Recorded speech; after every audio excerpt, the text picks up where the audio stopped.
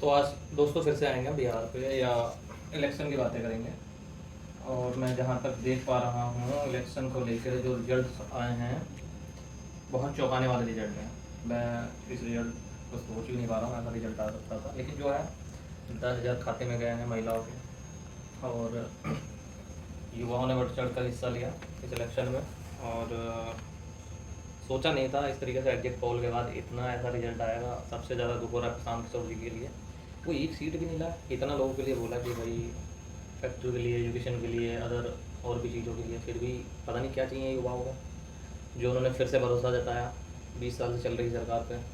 ठीक है, अच्छी बात है। अब जाएंगे मेरे अकॉर्डिंग महाराष्ट्र, फिर से मराठी सीख कर, गुजराती सीख कर, या अदर किसी स्टेट में वो लैंग्वेज सीख कर फिर धक्के खाएंगे।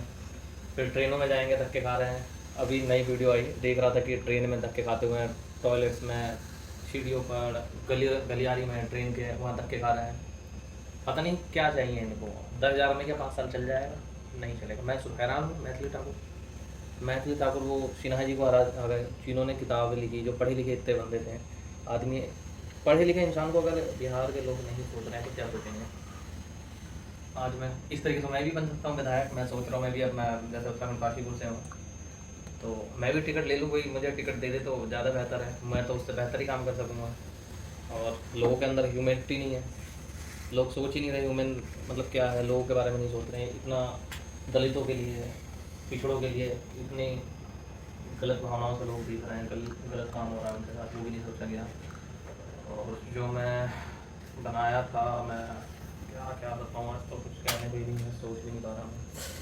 तो दोस्तों, अब तो मैं भी लगता है चुनाव की तैयारी कर सकता हूँ अपने काशीपुर से। निर्दलीय ही लड़ूंगा, अगर कोई साथ दे तो कोई पार्टी टिकट दे दूँगा, पार्टी से लड़ जाऊँगा। लेकिन अपने काशीपुर के उत्थान के लिए, काशीपुर के विकास के लिए कुछ ना कुछ तो करना ही पड़ेगा मुझे। पिछले कई सालों से काशीपुर हमारा डिस्ट्रिक्ट के लिए चर्चा चल रही है, कब डिस्ट्रिक्ट बनेगा ये भी नहीं लग रहा है, कब जिला स्तर के एक हमारा डेवलपमेंट होगा काशीपुर में, या एक स्मार्ट सिटी बनने की ओर बढ़ेगा हमारा काशीपुर, ये भी समझ में नहीं आ रहा है। इतना टाइम हो गया, एक पुल बना है हमारा छतरी चौराहे पर, वो पुल पता नहीं क्या सोचकर, किस इंजीनियरिंग के तहत बना है। पुल शुरू होते ही ख़त्म हो जाता है, पुल से उतरते ही वो ख़त्म हो जाता है। वो ऐसा, क्योंकि पुल ऐसे बना है, बंदा चढ़ेगा तुरंत ऊपर चढ़ जाएगा, तुरंत ही नीचे उतरेगा।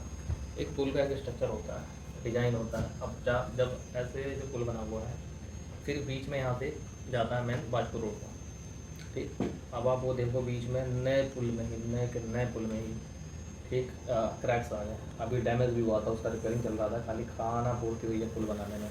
एक तो इतने सालों में जाके वो पास हुआ, वो जैसे तैसे बना, इतना संकरा पुल बना हुआ है, समझ में नहीं आ रहा क्यों बना दिया उसको। और जो हमारा बाजपुर से सबसे बड़ी बात यह है, बाजपुर से जो रोड आ रही थी, और ये जब एक चीज़ और है नोटिस करने वाली, बाजपुर से जो पुल आ रहा था छतरी चौराहे के साइड, जो हम सीधे आते हैं, राइट कर जाते हैं छतरी चौराहे से रामनगर के लिए, लेफ्ट कर जाते हैं मुरादाबाद के लिए और अलीगंज के लिए। अब वो पुल बनने से वो रोड पूरा ब्लॉक हो गया।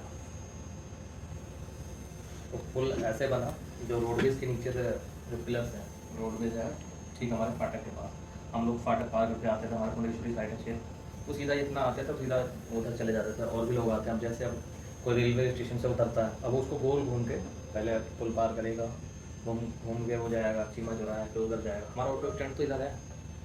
लोगों को अब क्या है कि और अलग से जो लोकल बंदे हैं, जो भी लोग आते हैं, अब उनको एक बार रिक्शा करना पड़ेगा, क्या नाम है, चीमा चौराहे के लिए। चीमा चौराहे से जाएंगे अपना ऑटो स्टैंड, फिर वहाँ से और रात बिरात ऐसी दिक्कतें हैं क्या बताएं। तो और भी चीज़ें